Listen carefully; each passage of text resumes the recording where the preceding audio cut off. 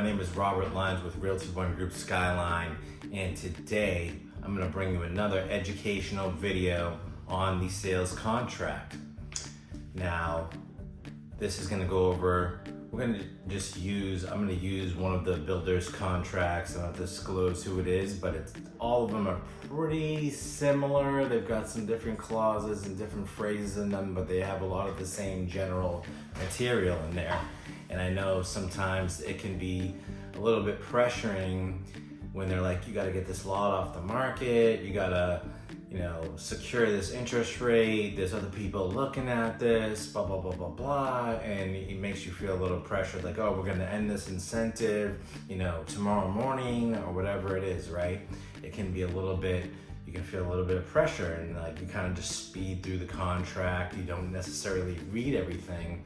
And then, you don't have a realtor with you. You don't have a real estate agent like myself representing you in the transaction. And then something happens down the line. Maybe there was a contingency. Maybe you had to sell a home and it didn't work out, or you realized, wow, there's a lot of traffic going from there. The commute is not going to be what it is, what you're expecting it to be after you do a little more research, or you realize, this is not the best school zone for you or something. It can be anywhere in the state of Florida, guys. I offer my services anywhere in the state of Florida if you need a real estate agent to represent you. Now, full disclosure, I am not an attorney. If it comes to contract law and drawing up contracts, I do, I talked to the Realtor Association. They were like, well, what qualifies you to talk about contracts? When I had stated I was going to do a video on contracts, and I would say, well, I do contracts every day. I read through them, I have to interpret them, I have to add addendums, I have to add dates, I have to tell you what this means, I have to fill in the blanks on the contracts, I have to use different types of contracts for different real estate transactions, whether it be commercial, vacant land, if it's an as-is contract, if it's a new construction contract, if it's a listing agreement, that's a contract. A contract is basically just a set of terms written down on a piece of paper that's agreed in writing by both parties. You can have a verbal contract to where you say, hey, I agree to buy this property at such and such on such and such date, and I'm gonna pay you in such fashion, right? That's a contract, but it's not enforceable in the court of law.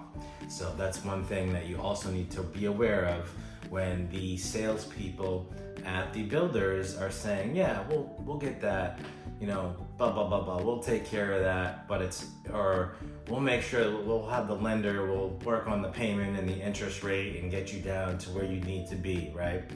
But it's not on the contract, it's not written down, it's a verbal agreement and it's unenforceable. So after everything is signed and your deposit is put into escrow, I'm gonna go through these things, guys. So I really wanna go through the contract because there's some transactions I've had over the last couple of months where, people didn't misinterpreted the contract, or they came to me after the fact and they were like, hey, I bought this home from such and such builder and now this is happening and this is happening, what should I do? And they saw my videos, right? And then they didn't want to use me as their real estate agent because they thought that the builder was going to give them some type of an extra discount for not having an agent. But as it says in this contract, guys, that the salespeople, they represent the builder. They do not represent you, and it says that very explicitly. And these are the things that you need to know. They paid me to represent you. The builders pay my commission. It doesn't cost you any extra money. They do not give you an extra discount to not have an agent. I mean, you think that they would, you're gonna make them an offer and say, hey, but it doesn't work like that, guys, because they're not gonna sell the house for less, because then that's gonna mess up all their other sales. Because if they sell you the house for $10,000 less or $5,000 less, then guess what? Then the three people that are under contract at the same price, at a higher price, are gonna be like, well, why did they get the house for you know, such and such. Everybody talks in the community. People bump into each other. Everything's public record. People see this and then they get static back from it, and it messes up their appraisals. So it messes up their appraised values. So why would they want to shoot themselves in the foot and sell a home for less when they know that they can sell it for more and kind of stir up the pot? I don't think that's something that they practice. I know it is because I do this full time and I also share my commission that they give me with you. So everybody knows that I give an extra $2,000 as long as they're paying a full commission, as long as they're not, you know, paying some flat like minimal fee like some builders, or they just think that they're gonna pay $2,000 to the real estate agent and that's gonna fly. I mean, you know, how many realtors are gonna bring you sales paying a realtor on that? But anyway, guys, this video is on contract. So we're gonna start by going through this contract, and I'm gonna flash some of these things up on the screen as we go along. So let me just get here to the first page, just right here. All right.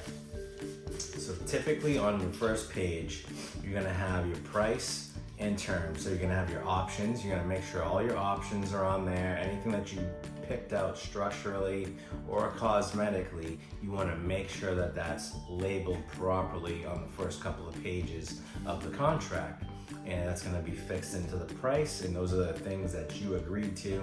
Now, if it's an inventory home and it was already pre-built, then you know, you may not have that option to pick out the upgrades, right? So that's the way the house comes. It's already built, you know, it's 60 days from completion or whatever, and then it's called an inventory home. So keep that in mind, guys. But when you're doing a to be built, then you're going to pick out you're gonna select your structural things, like the size of the door frames, the size of your slider, if you're gonna tray ceilings, if you have a covered lanai, maybe you reconfigured the master bathroom or the laundry room or something like that, or anything like that that's structural, that kind of has to be done when framing is done, before that stage of the permits and inspections. And then you have your cosmetic upgrades, which are going to be like your cabinets, your countertops, your flooring, your paint, maybe if there's some trim, your cabinet, your door handles, things like that, guys. That's going to be your cosmetic upgrades. So you're going to make sure that's all on the first couple of pages. And some builders, they'll do it like I was just dealing with yesterday was Windwater, Mattamy Homes, and they'll kind of do the structural part, and then if you catch them and get it under contract before it goes to the design studio, when they're doing an inventory home, then they'll say, all right, well, it has these structural upgrades, but you can pick out the finishes. So sometimes it's like a partial inventory home if you catch them at the right time. Then typically within the first couple of pages, you're going to have your broker addendum to the purchase agreement, and that's going to just state who the broker is, like who's representing you. Hopefully it's me, guys. If you see this video, a lot of people come up to me and say, hey, you're that YouTuber, they see me in the communities, and then I'm like, great, you gonna use me for your transaction? I hope so. And they're like, oh no, we already bought, but we saw your videos after. So I'm like, okay, that's awesome, guys. I appreciate the support. I appreciate you checking out my channel. And maybe they already had a realtor, which is fine, guys. I appreciate bringing value to the community. It's not about me just making money. It's about, I'm a real estate agent, and as my code of ethics, I am here to provide value to you, and I believe in serving the people. That's why today, in this video, we're not only going to go through some of the things in the contract, but there's also some things that this contract says, and I'm going to go through the community. I live in North River Ranch, a new construction community, and I'm going to show you some of these things that they claim no responsibility for, and some of the different things that are in the community, like living next to the power lines. If you have a home that's built too close to the power lines, what does that entail, guys? I've got a little bit of a toy here. It's my little electromagnetic field meter, and we're gonna measure some radio waves, like the panel that's in like the communications panels that come in all the house, where it houses all the Wi-Fi, you know, your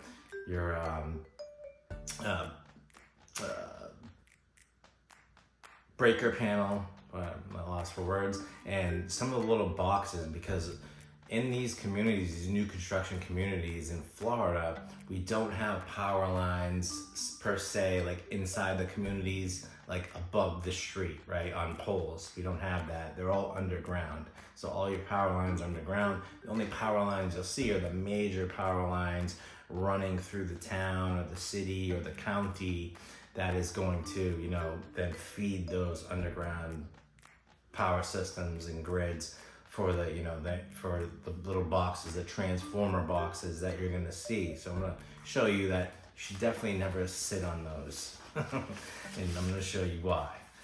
So,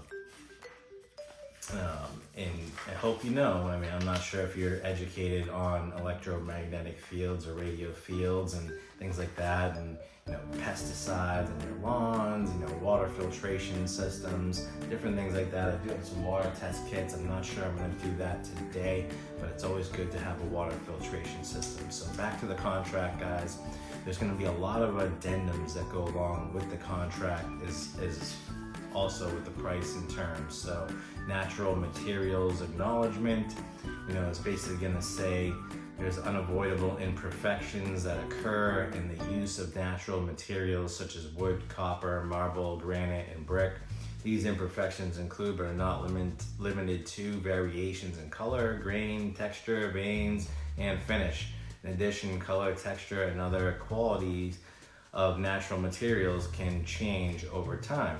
So you may see some materials like in one of the models, right? Or they may have one of the, you know, the package selections on the wall. Like you get these cabinets, you get these countertops, you get these, this tile, right? And then you're thinking it's gonna look exactly like that. But once they install it in your home, maybe it's like a different dye lot, or there's some different grains running through it. And, you know, maybe it's like some, you know, I don't know if it's imperfections in the stone or if it's just naturally part of the stone, but to you it may look like, why does the countertops have that big thing in it? You know what I mean? Like it looks like a stain or something there. It looks like a crack, but it's really just a natural part of the stone. That's typically in granite countertops, or like say with flooring, you might get like a different dye lot or a different run on the flooring. It might be a different bulk, because what happens is when it's not natural floors, like it's not like that's from a tree, right? If it's just like a painted tile, like my tile and that's just a painted, you know, design that makes it look like wood. And it's just like with like roofing shingles, like there's different dye lots. So like, and it's a printing machine that makes these things. So what it'll do is like they may, you know, run out, they might be printing green shingles, right? And then all of a sudden they go to making brown shingles. And then like maybe on the first couple of pallets, you still have a little bit of that green dye in there going into that brown, and it just makes the color look a little bit off.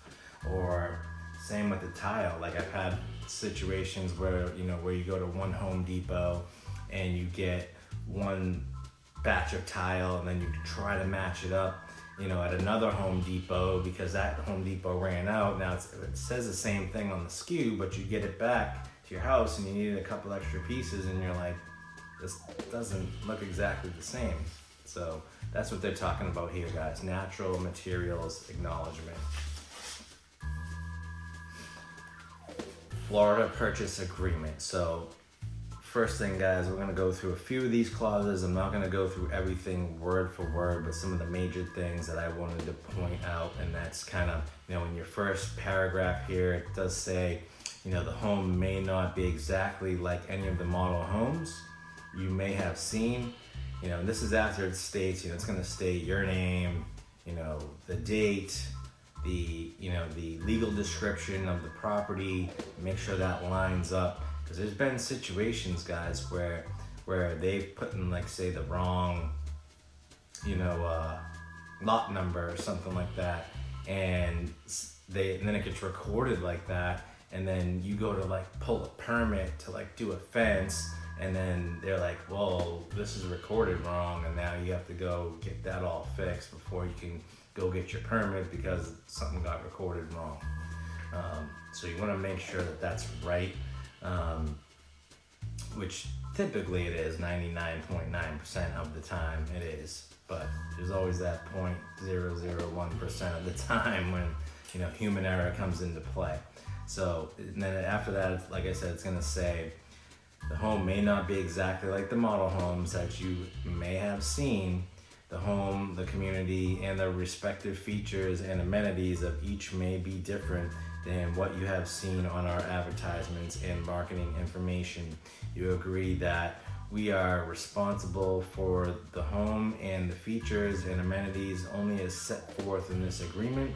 The home will be constructed based on the construction drawings or blueprints, the grading plan, floor plans, and other plans and drawings together with the options you selected on the master selection sheet, which is incorporated into this agreement by reference. And any change orders we mutually agree to during the time change orders are allowed to be submitted as provided in change order policy provided below. All of these together are called the plans and specifications.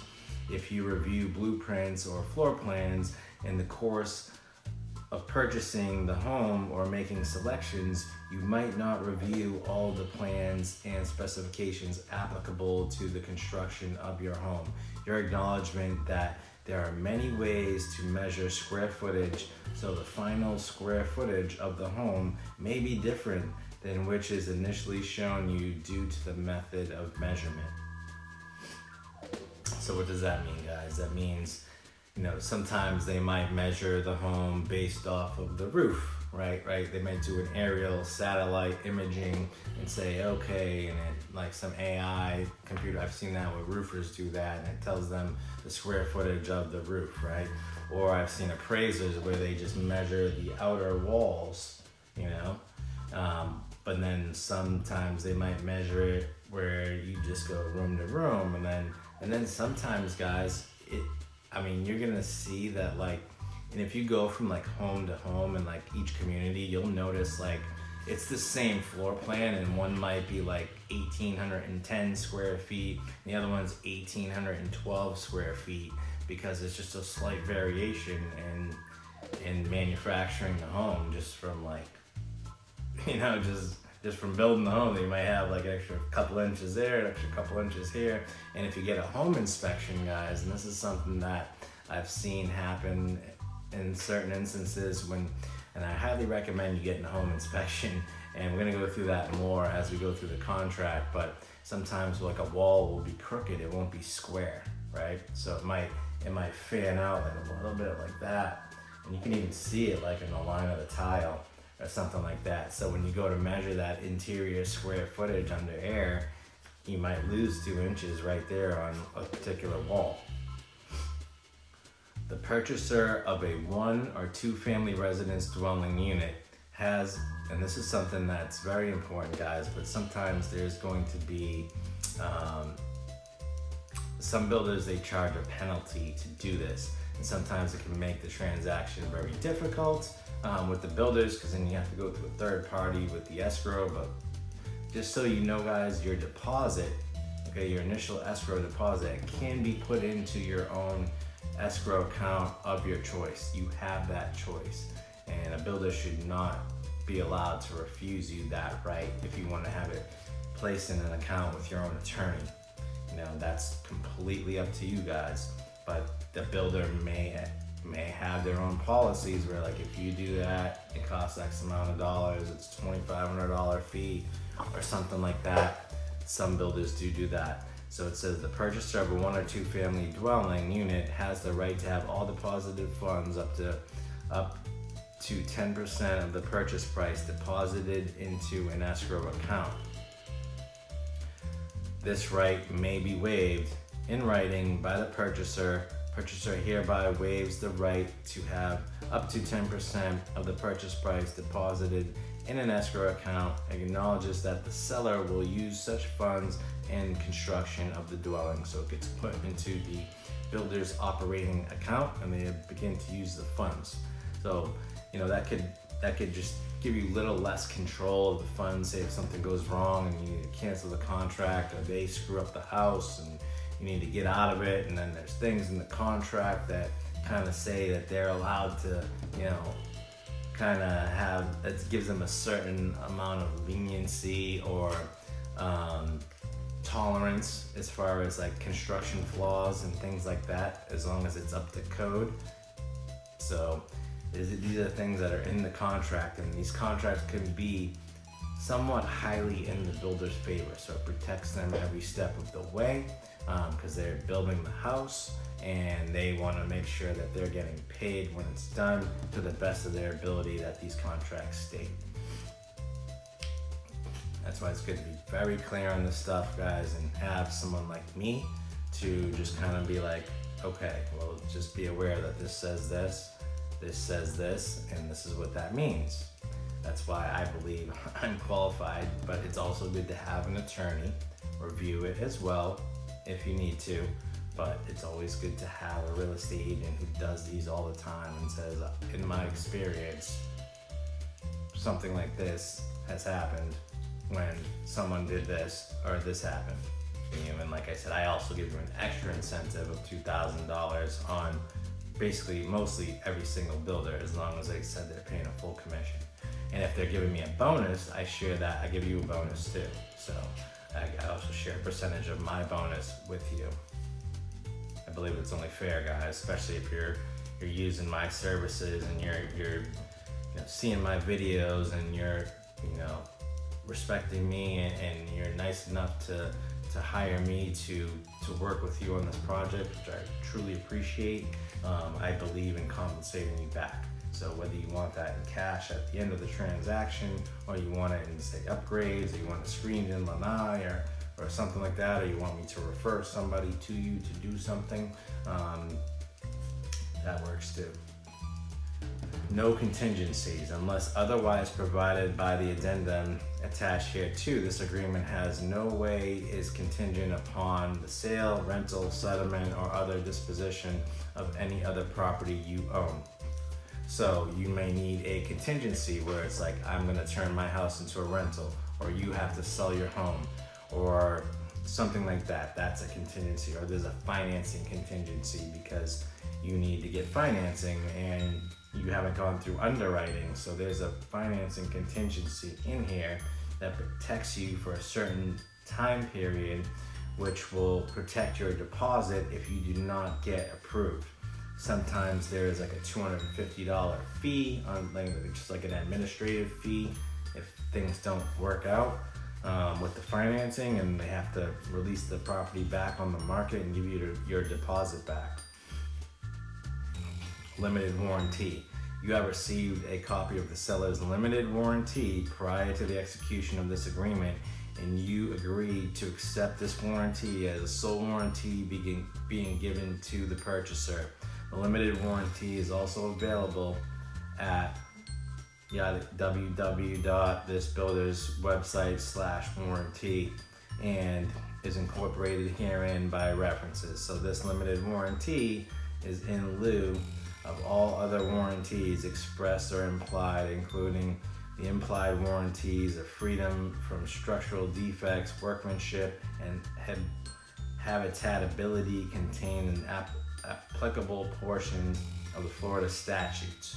So keep this in mind, guys, and it says right here, any claims for construction defects are subject to the notice and cure provisions of Chapter 558 Florida statutes.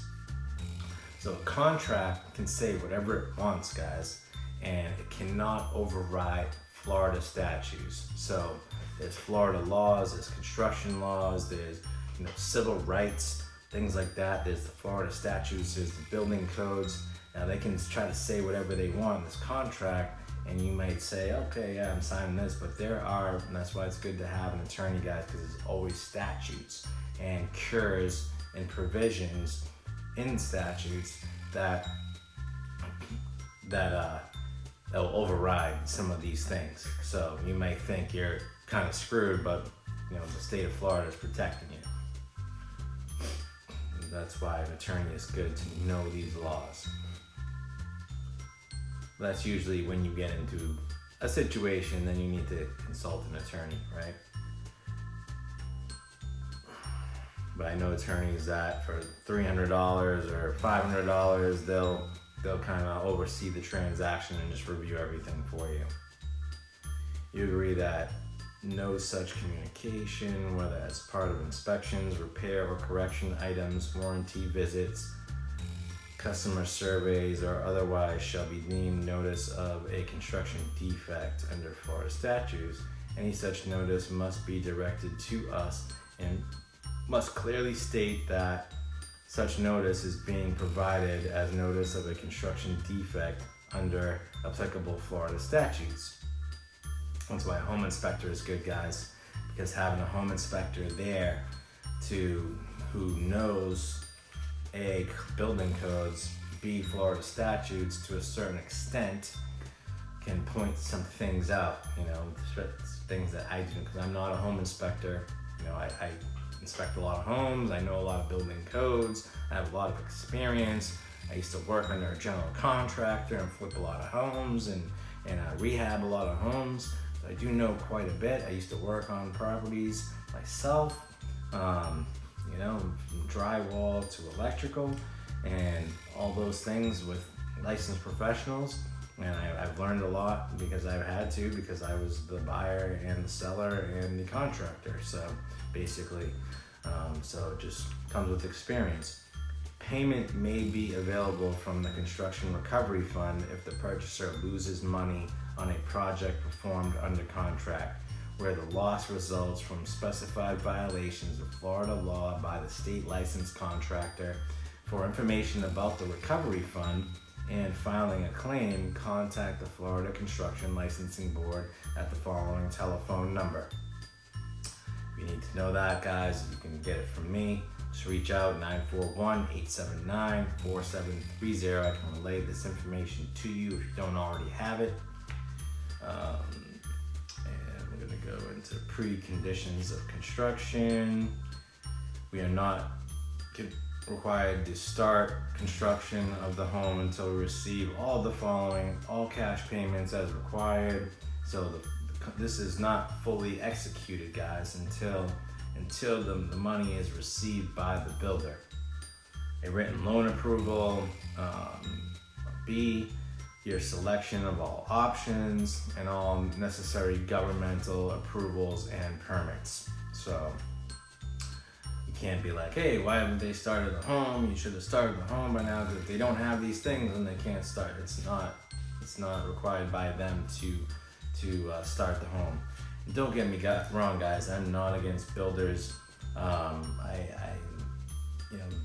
appreciate builders, and I know they do a great job, and they have really good companies, and they satisfy a lot of people. But there's a lot of moving parts. There's a lot of people involved, and there's a lot of people making mistakes. That's why there's so many people involved doing extra inspections. That's why you should have a realtor.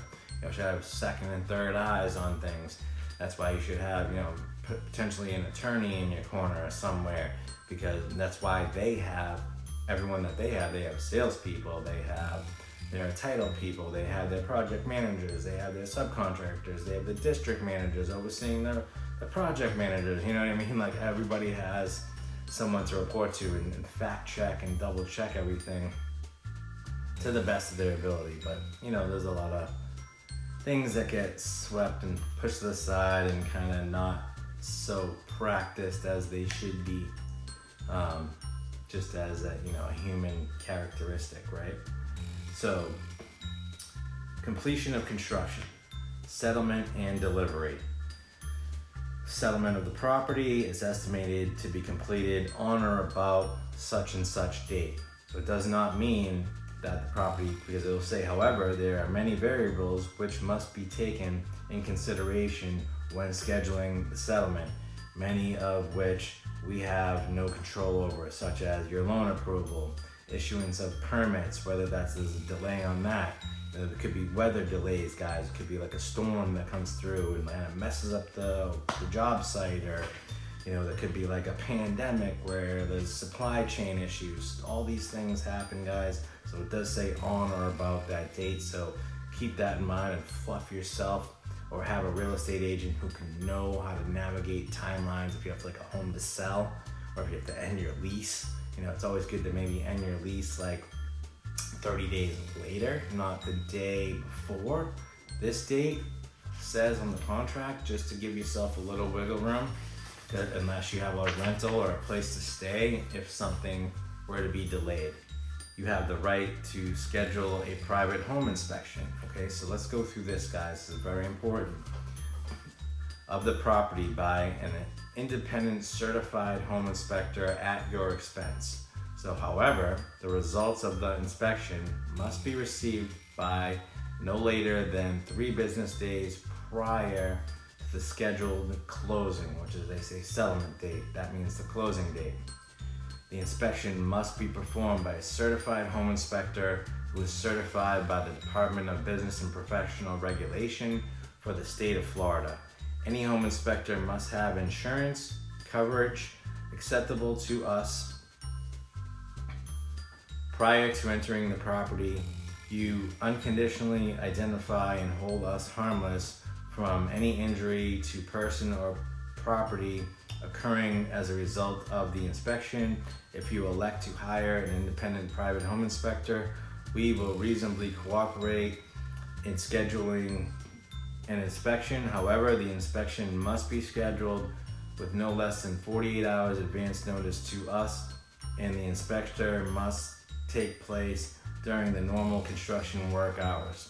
And that's just because, guys, they need a heads up, because if they have the drywall guy coming in there, or the painter coming in there, you don't want a home inspector coming in there at that stage. Typically, you want your home inspector coming in maybe just right after slab, because you want to kind of maybe inspect the slab and make sure it's the right grade, it's level, because that's important, and especially when they start putting the floors and the walls and this and that, and it can cause stress fractures and things like that. You want to make sure that it's legit up to code, because a lot of county inspectors, they do so many inspections with these guys, and they have so many inspections on their list. They don't necessarily measure every single little part of the inspection. They don't go and measure every part of the foundation. They don't measure every wall. They just kind of like look around, like, yup, check, look around, that looks good, done. And they're on, sometimes, I've seen them just sign off and not even really inspect the property. It happens, trust me.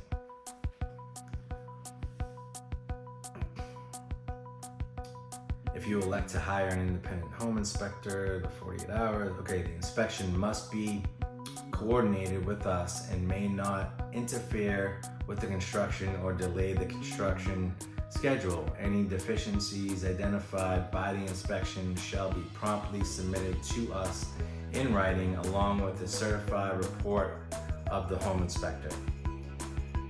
In the event any deficiency identified by the inspection is considered a violation of any local codes or acceptable construction practices as defined in the limited warranty, we will correct such deficiencies in a timely manner, and correction of all such deficiencies shall not delay settlement unless the deficiency is of such nature as to make the property uninhabitable.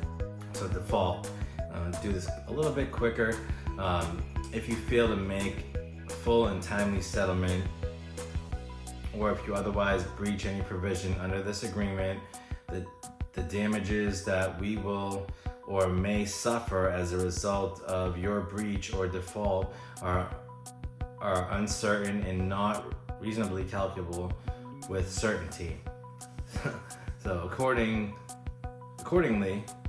We reserve the right to retain the deposit as liquidated damages and not as a penalty. In this event, you and we will be relieved from further liability hereunder. In any alternative, we may retain the deposit for the payment of damages and pursue such legal and or equitable remedies we may have on account of your breach or default, including but not limited to specific performance in the event you fail to take title to the property on the actual settlement date as required in the agreement. We may, in our sole discretion, agree to extend the time of settlement in the event you do not settle on the actual date. Regardless, we agree to extend the time of settlement. You will be responsible for payment of late settlement charges, computing at a rate of 1% of the unpaid balance of the purchase price per month. So some builders will do, like, say $200 a day. Some do $500 a day. It just depends on the builder, guys. If, say, there's some delay, like where your home doesn't close, like if you have a contingency and they're ready to close and get paid and the home is done and they have a closing date settled for you, or say like you're coming from out of state and you can't get down here in time to sign docs, or you can't do it virtually, or maybe there's an illness they'll give you some leniency for, or something like that. Anything could happen, right? It's a delay of closing, or there's a delay in your financing documents, anything like that, where you default and it's something on your end, not on their end, and closing, that they can charge you a penalty, guys, for each day that is delayed. Default by the seller. We will be deemed to be in default upon our failure to complete settlement as required hereunder, or to perform the obligations required to be performed by us hereunder prior to settlement. Unless you are in default, your sole and exclusive remedy, if we default, shall be to recover your deposit as defined in paragraph 2 and to extend previously paid to us plus interest on your deposit at the legal rate since the date of our breach or default, plus the sum of $1,000 as liquidated damages and not a penalty, which sum is reasonably estimate of accurate damages which cannot be forecasted with certainty. And goes blah blah blah blah blah, but then it says, like, to the maximum extent allowed by applicable law, you expressly waive the right to sue for specific performance of this agreement, as well as any claimed right to assert or file a lis pendens against the property, and further covenant not to do either under any circumstances. So it's basically, you're kind of agreeing not to arbitrate. You agree that the liquidated damages provision set forth above is sufficient consideration for your waiver of the right to sue for a specific performance. So if they don't, under the laws and statutes, if they don't close, there's some delay, that they'll just grease you with $1,000 and you should be happy with it, and you're agreeing to that. But like I said, guys, I'm not an attorney. There are statutes in the law that could override this. So that's why if you get into a situation like that, definitely, not only do you want to have a real estate agent, a home inspector, but you also want to know a good attorney, or know somebody like me who knows a good attorney. Claims and disputes. You and we agree that any and all claims arising out of or relating to this agreement, or the subject matter of this agreement, settlement hereunder, or improvements to the property, regardless of legal theory and regardless of the source of law on which any such claim is based, except any claims under the limited warranty claim, shall be subject to a 1-year limitation of action period and bar date. Such claims based on matters occurring before the settlement date shall be deemed to have arisen and occurred, if at all, and the 1 year limitation of action period for all such claims. So it's basically giving them like a statute of limitations on claims, on that has to do with, any damages that could be incurred from the way things went down before closing and that incurred to you. It just gives you like a 1 year, it's like a statute of limitations, which is typically 7 years, I think, or something like that. But, I'm not an attorney, but, they've got it limited down to, it looks like 1 year. So there's a lot in these contracts, guys. There's a lot. And, natural occurring gases, arsenic, and other metals, goes over like radon. So like if you have radon gas, it's a naturally occurring radioactive gas. It comes from like stone and stuff like that. But it can cause, health effects over time, supposedly. So for additional information, contact local, state, federal environmental agencies or other available sources. The Federal Environment Protection Agency recommends that radon levels be tested in all homes. They recommend it. It doesn't mean it gets tested. I don't think the builders test it, so that's why you need a home inspector in that test for radon. Biological impurities, guys. So modern building codes require that homes be constructed to slow the escape of warm air from the house during the cold months and cold air during the warmer months. These tight construction requirements could also cause certain invisible contaminants and irritants from escaping the home. These could include animal dander, dust mites, fungus, mold, bacteria, and pollen, which what we will call biological impurities. And it says, the homeowners can take measures to minimize biological impurities, which measures are more fully listed in the limited warranty provided to you at settlement. So we are not experts in identifying biological impurities or any possible effects which can cause to you or your family. Under the limited warranty, we are responsible for repairing or replacing any damage caused by a defect in materials or workmanship in the original construction. Please read the limited warranty. Oral statements. So here we go. Oral statements and promises. Unless oral statements or promises are written into this agreement, they are not enforceable under law.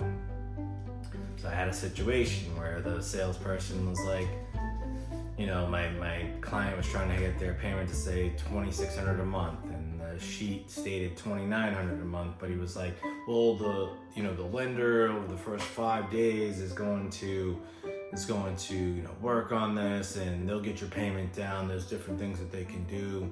I mean, it just sounded like a bunch of mumbo jumbo to me. Don't know how they're going to reduce it $300 unless we ask for more money or buy down the rate or something like that. I think that may be what he was implying.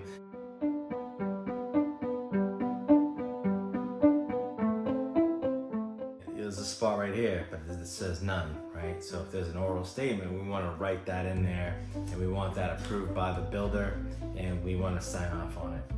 It goes into insulation, guys, and that's another thing you should have a home inspector for, because it's going to give you by law, they have to have the insulation, the values on the contract, the same as the energy codes, and that's very important, guys. And I've heard some things, guys, about things getting finagled up the ladder with energy codes and the way they get approved and the way they get put into the building code, and they're not officially legal or legit. So that goes through insulation. That's why I've seen where we've had to get a home inspection, and if it's blow-in insulation, there could be spots in the attic where it's like 2 inches thick you know, and it'll say there, you know, insulation, it could be thinner in certain areas where there's like, where the roof comes in, or there's corners, or there's ductwork or something like that. That's, I guess, acceptable. But, you know, there's some areas, like just like in the middle of like the living room, where there's nothing obstructing it, where it's just like that much insulation, and then it's supposed to be 8 inches, right? So, community and school information, guys, refer to my school zone video, as you see behind me, if you're looking in the parish area, or if you want to know more about school zones, because they're warranting that, you know, we make no warranties as to the accuracy or timelines of this information. So like you might think you're getting into one school zone, and then by the time you close, the county changed the school zones, and now maybe your kids are zoned to go to this school or that school. Where in Manatee County, guys, we have a choice program, and that's all in my video. And I go through the choice program where you can be in Bradenton and put your kids in a parish school. It's perfectly permissible. So that's pretty cool.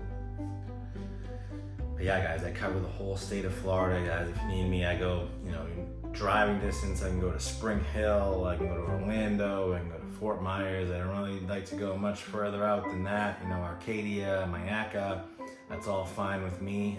If you want me to come to Tallahassee or Miami or you know, Jacksonville or something like that, I have no problem with it, guys, but you might have to just get me there. So you might have to fly me out or something like that, and I'll assist you in the transaction and review everything, or we could do it virtually. It's fine.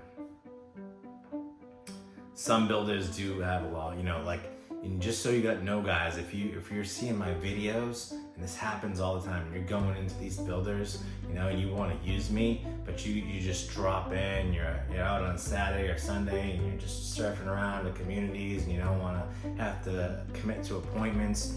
Well, these builders are pretty stacked up with appointments all day, and I'm available. So like, they might be busy with clients, and I can show you some of the floor plans without them per se, and they'll give me, say, the keys or the codes to get in the doors. Or they have a rule where like, they won't add me to the contract if you didn't register me on your first visit. So, or you have 24 hours to add your realtor.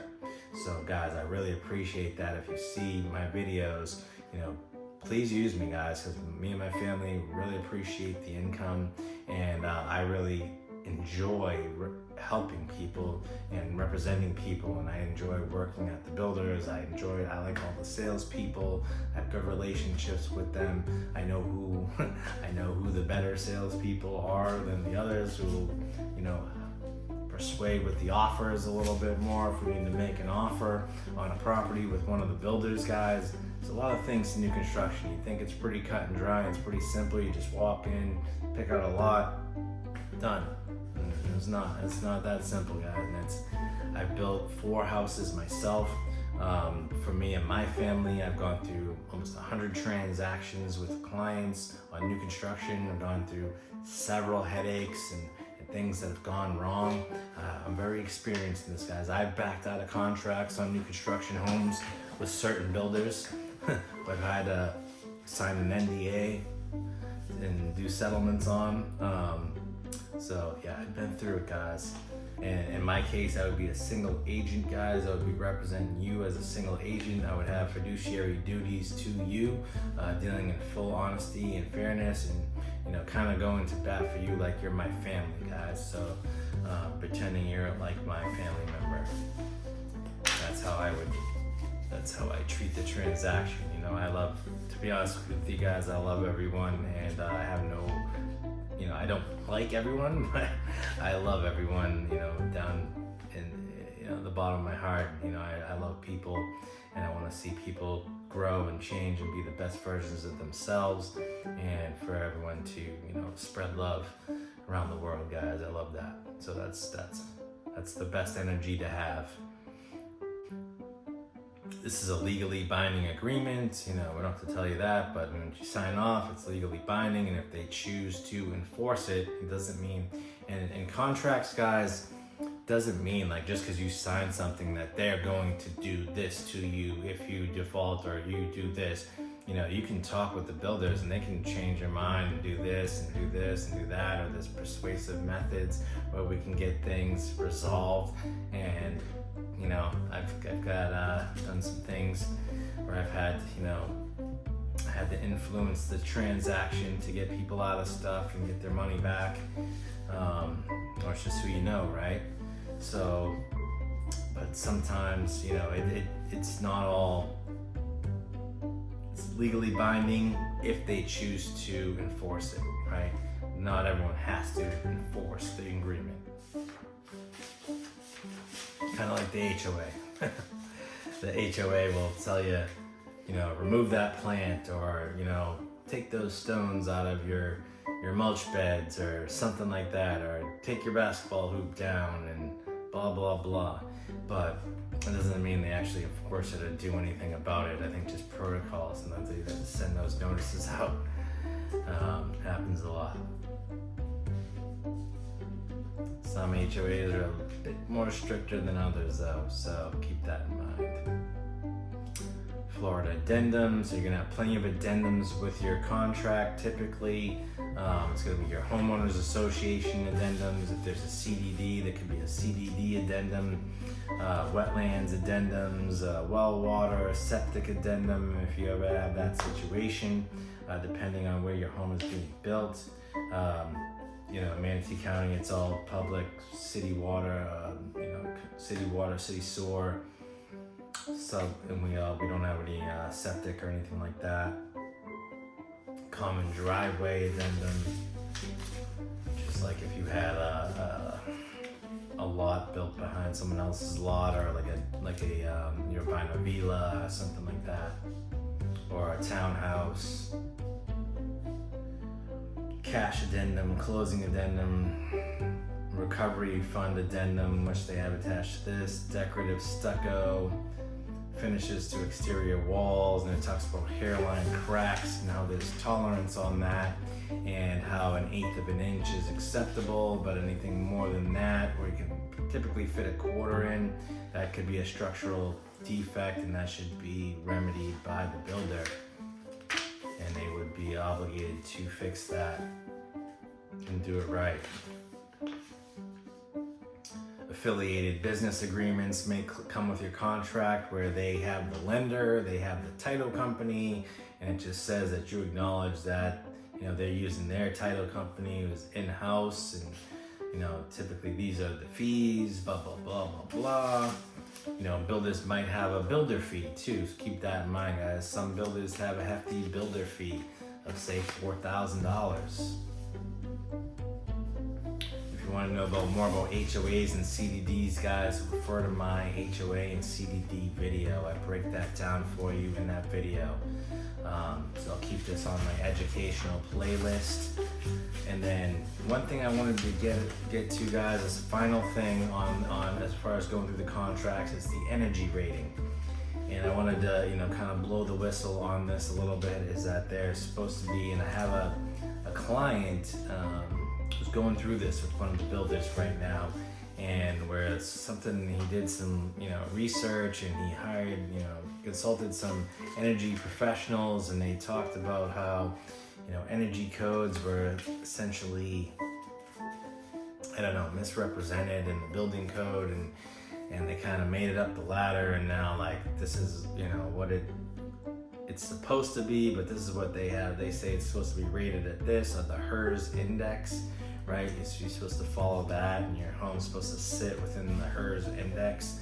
And then, you know, he was upset because the closet that they put the air handler in, it didn't have sufficient. You're supposed to have fresh air coming into that, supposed to draw fresh air, from what he said.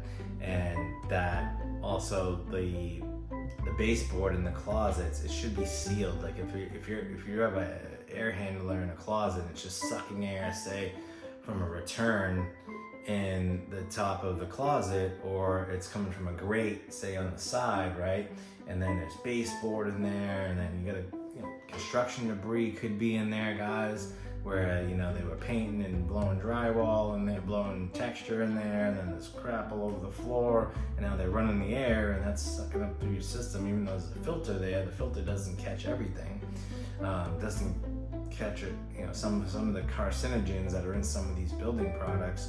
Or, you know, you could have like mold over time that forms like in the attic, right? And mold is very dangerous for our brains, right? So if the baseboard isn't sealed along the edge of the attics, you know, and here's an example of it right here, but where it is sealed and it looks like it is done right, and I know some builders who do the fresh air intake and it comes from the outside of the home, inside the home, you know. I think Meritage is one of those that do it right. Starlight, they do it right. And then, or if it's just an intake with a filter, that's fine. If it's coming from, say, the hallway, that's cool, because then you'll have fresh air coming through the home as well. But if it's just in a closet and it's sucking that air from the closet and those baseboards aren't sealed, you could be sucking mold over time, or like insulation particles in through the walls, right? It's not good, guys. So you know, I have a guy going through that right now. He did not use me, or he might use me in the future if he gets out of his situation, arbitration.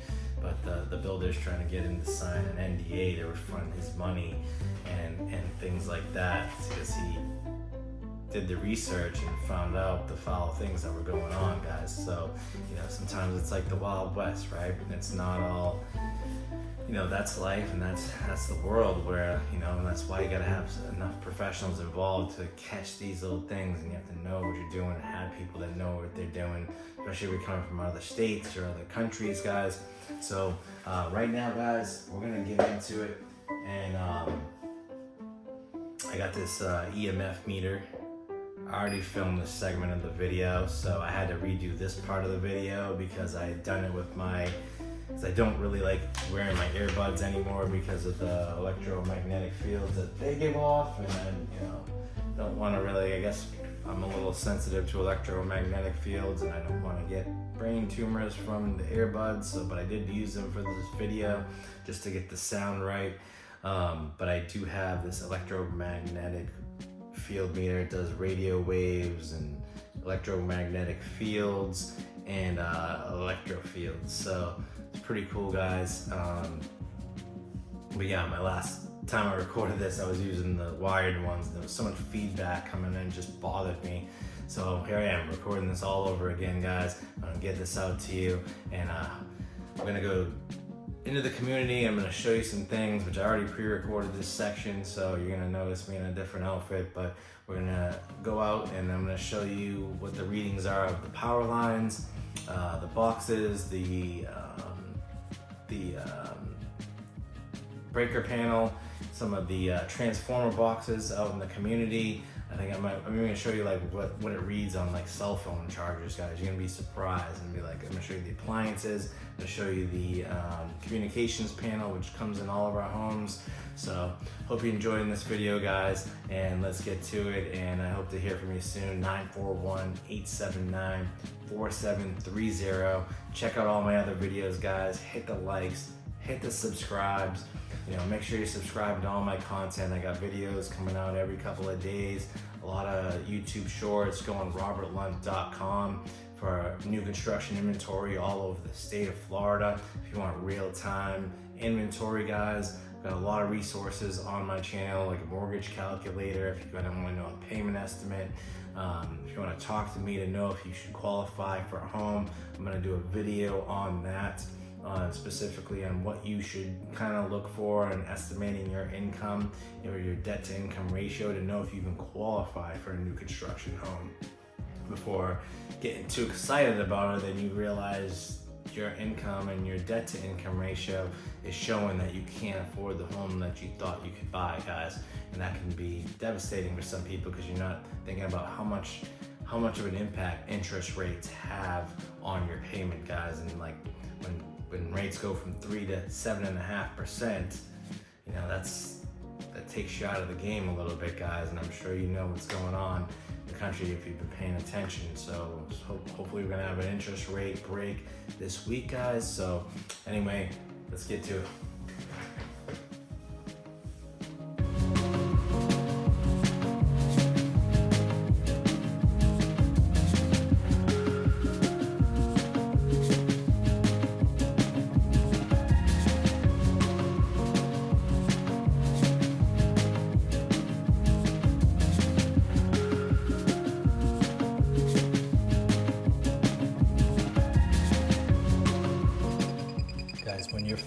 now I plug the phone into the charger.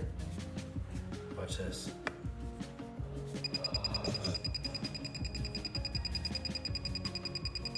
This spike getting radiation.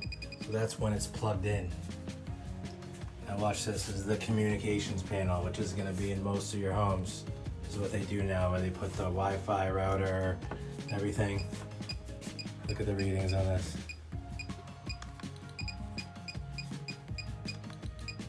Radio fields. That's radiation, guys. Now what that means to your body, I'm not an expert on that. You might want to look into it.